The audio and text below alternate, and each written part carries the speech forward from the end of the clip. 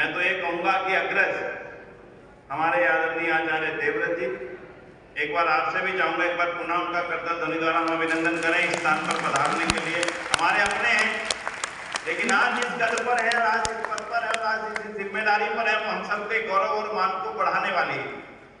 पूज्य आचार्य देवव्रत जी, माननीय श्रीमान महिपाल ढांडा जी, शिक्षा मंत्री हरियाणा सरकार, समस्त सन्यासी वृंद आदरणीय स्वामी देवव्रत सरस्वती जी, आदरणीय सत्यजीत जी, समस्त सन्यासी वृंद, हरियाणा आर्य सभा के माननीय प्रधान जी देशबंधु जी, और मुंबई से जिन्होंने अभी आपको आमंत्रण दिया है जाने के लिए और आपने स्वीकृति दी है जाने के लिए, तो उसके लिए तो निमंत्रण के लिए तो उनका आभार और स्वीकृति के लिए आपका आभार के भी अब तैयार हो जाओ। मुंबई का रास्ता है, मुंबई जाना है। देखो महर्षि ज्ञान सरस्वती जी ने कोई तो विशेषता देखी होगी, भाई चलो मुंबई में वहां जाके आर्य समाज की स्थापना करो, हुई।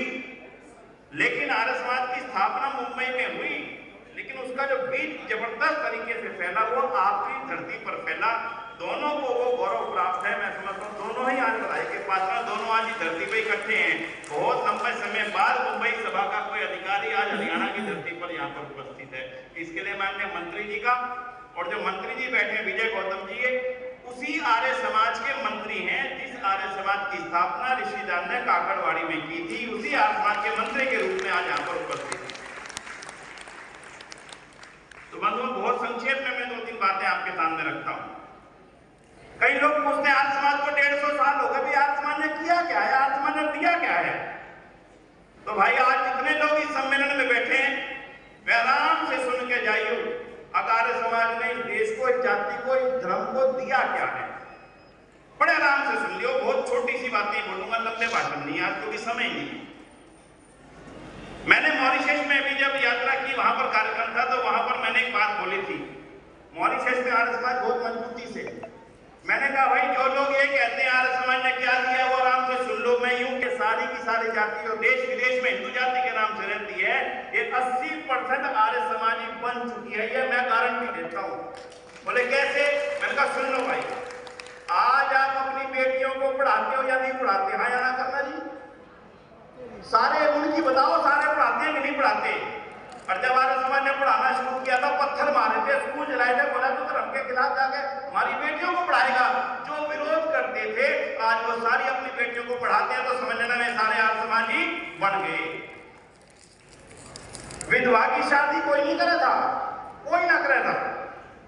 और आज दुर्भाग्य से ऐसे किसी के घर घटना हो जाए तो 4 पड़ोसी जाके कहते हैं भाई इनका ब्याह कर दो। बोलो वे सारे के सारे आर्य समाजी बन गए कि नहीं बन गए? बोलो हाँ या ना करियो। स्वामी जान ने बात उठाई, अब जो समुद्र पार यात्रा करेगा वो धर्म से भ्रष्ट हो गया, वो ना धर्म धार्मिक नहीं रहा। और आज सारी दुनिया का हिंदू समाज रोजाना हवाई जहाजों में घूम करके सारी दुनिया में जा रहा है, समुद्रों में बैठ करके यात्रा कर रहा है। बोलो आर्य समाज की दयानंद की जीत हो चुकी या नहीं हो चुकी? बोलो आराम से। आप भी गए हो ना समुद्र पार, तो भाई जीत तो हो चुकी। और जनेऊ पहनने के लिए जिनको पंचायतों में खड़ा कर करके उतारने के आदेश हुए थे, आज कोई जनेऊ उतारने की बात क्या है? तो देख ले इस समाज के अंदर, बोलो आर्य समाज की जीत हो गई कि नहीं होगी? मतलब आर्य समाज की जीत तो हो चुकी, बहुत थोड़ी सी रहती है, उसके लिए हमें अब श्रम करना है। कुछ चीजें हैं, पाखंड अंधविश्वास की कुछ जड़ें अभी समाज में बाकी हैं, हमें अभी उनको उखाड़ने के लिए एक एक व्यक्ति को श्रम करना पड़ेगा। दयानंद वापिस आने वाला नहीं, हम जितने इस पंडाल में बैठे हैं वही दयानंद के असली शिष्य हैं, जो आज यहाँ पर ये भी दोबारा से संकल्प लेंगे तो मैं वो काम करूंगा जो कभी दयानंद ने हमें सौंपा था। तो इसलिए बंधुओं, आज का ये सम्मेलन उसी संकल्प को लेने के लिए 150 साल बाद भी हमारी अभी जिम्मेदारी समाज के प्रति बाकी है, उसके लिए हम तैयार हों। जो जो समस्याएं हरियाणा की हैं उनको हम देखेंगे। जिस प्राकृतिक कृषि का आह्वान ऋषि दयानंद ने गौ करुणा निधि और सत्याग्रह प्रकाश में किया, आज वह प्राकृतिक कृषि का मुद्दा भारत सरकार का मुद्दा बन चुका है। और भारत सरकार के कृषि मंत्रालय ने बाकायदा उसके लिए एक अलग विभाग बना करके आज ऋषिदान को श्रद्धांजलि दी है। मैं तो ये स्वीकार करता हूँ पूरी तौर पर, आज ऋषिदान की बात दुनिया को याद आ रही होगी जो उन्होंने कभी गौ करुणा निधि में लिखी थी। आज हरियाणा की सरकारें गौशालाओं को अनुदान दे रही है। गौशाला बनाने वाला बोलो कौन था? बोलो कौन था गौशाला बनाने वाला? इस देश में पहली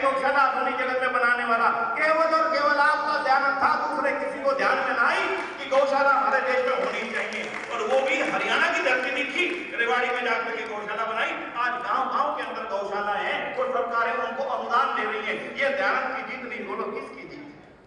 बंधुओं अब आज पे आ जाओ बस। आज 150 साल का उत्सव आ रहा है। आर्य समाज ने 150 साल में कई बार उथल पुथल देखी है, आगा पीछा देखा है, ऊंच नीच है, ईसाइयों का भी सहा, मुसलमानों का भी सहा, अंग्रेजों का भी सहा, अंग्रेजी सरकार का भी सहा, दुर्भाग्य से हमने अपनों का भी सहा। लेकिन उसके बाद भी आर्य समाज ने अपनी जिम्मेदारियों को छोड़ा नहीं। केवल एक छोटी सी बात जरूर बता दूंगा, आपके अनाथालय चलता हरियाणा के अंदर, भारत में अनाथालय नहीं थे। दयानंद ने प्रेरणा दी, हिंदुओं का बच्चा अंग्रेजी अनाथालय में क्यों जाएगा? पादरी उसका बाप क्यों बनेगा? चर्च का फादर उसका फादर क्यों बनेगा?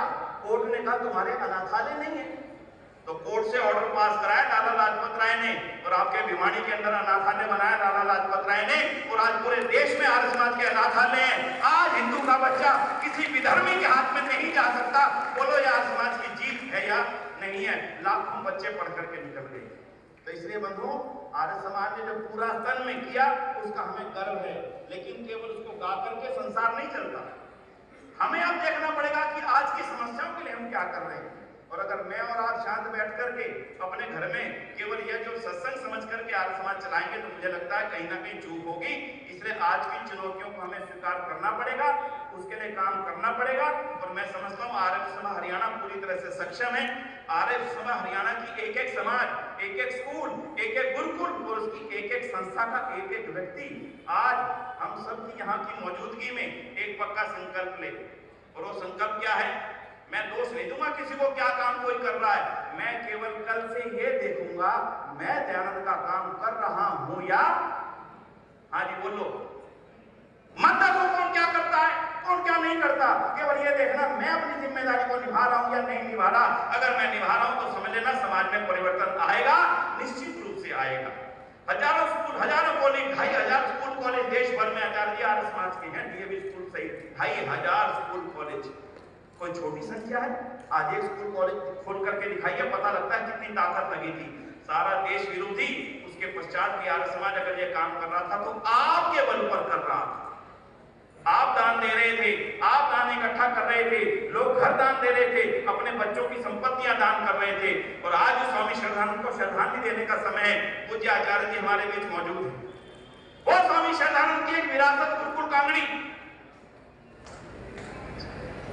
वो गुरुकुल कांगड़ी की विरासत जिसको स्वामी श्रद्धानंद ने पहले अपने को दिया दान, फिर अपने दोनों बच्चों को दिया दान, फिर अपनी संपत्ति दी दान, और जो संपत्ति बच्चों के लिए रखी थी बचा करके वो भी सारी दान दे करके जिस गुरुकुल कांगड़ी का निर्माण किया था, और जिस गुरुकुल कांगड़ी ने हजारों नौजवानों का निर्माण किया, आज वो स्वामी श्रद्धानंद हमारी प्रेरणा के पात्र है या नहीं? बोलो हाँ या ना। और वो गुरुकुल कांगड़ी किसकी है भाई? कांगड़ी जो आर्य समाज की विरासत हमारे कुछ लोगों ने मूर्खता से, अज्ञानता से, ना जाने किस कारण से, मैं नहीं कहता, उठा करके ऐसा षड्यंत्र किया और ऐसा एक नया कानून बनवाया, और उस कानून में ये कह दिया कि ये गुरुकुल कांगड़ी अब आर्य समाज। उनके सामने जब ये बात गई, उनके मन के ऊपर और चेहरे के ऊपर जो एक तस्वीर मैंने देखी, एक ऐसी दुख की कि क्या गुरुकुल कांगड़ी आर्य समाज के हाथों से छीना जा रहा? उनका नहीं होगा। हमने अपनी बात सरकार के सामने रखी, हमने कहा कि आपको गलत तथ्य बता करके यह काम किया गया है, आपको गलत बातें बता करके यह काम किया गया है। जब सरकार ने हमारी बातों को सुना, सरकार ने हमारी भावना को समझा, सरकार के उच्च अधिकारियों ने आर्य समाज की चिंता को साझा किया, तो उसका परिणाम आज ये हुआ है कि 4 दिन पहले भारत सरकार से पत्र आ गया कि गुरुकुल कांगड़ी विश्वविद्यालय आर्य समाज का ही रहेगा, किसी कीमत पर भी आर्य समाज के हाथ से जाने वाला नहीं। एक बार जोरदार तालियां बजाना भारत सरकार का आभार करें, धन्यवाद करें।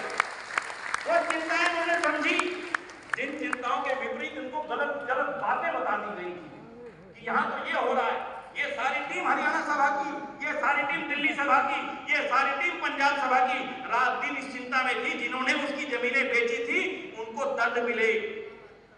और वो जमीनें वापिस आए। आपको जान के प्रसन्नता होगी, जो जमीनें बेची गई थी उसका 1 इंच भी आज तक किसी और के अधिकार में जा नहीं सका।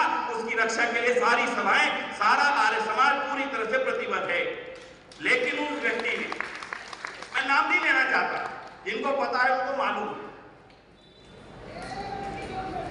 लेकिन जो गलत काम किया, जो पाप किया, फुट निवेदन करता हूं माननीय नरेंद्र मोदी जी, माननीय प्रधानमंत्री भारत सरकार और माननीय श्री अमित शाह जी, जिन तक ये बात जब पहुंची, उन्होंने कहा कि ऐसा कैसे हो सकता है कि आर्य समाज की संपत्ति को आर्य समाज के हाथों से लिया जा रहा हो। जो आर्य समाज रात दिन राष्ट्र सेवा के कार्य करता रहा, जो आर्य समाज ने राष्ट्र को, समाज को जो कुछ दिया हमेशा अपने पास से दिया, सरकारों से मांगा कुछ नहीं, उसकी संपत्ति को सरकार ने, ऐसा संभव नहीं हो सकता।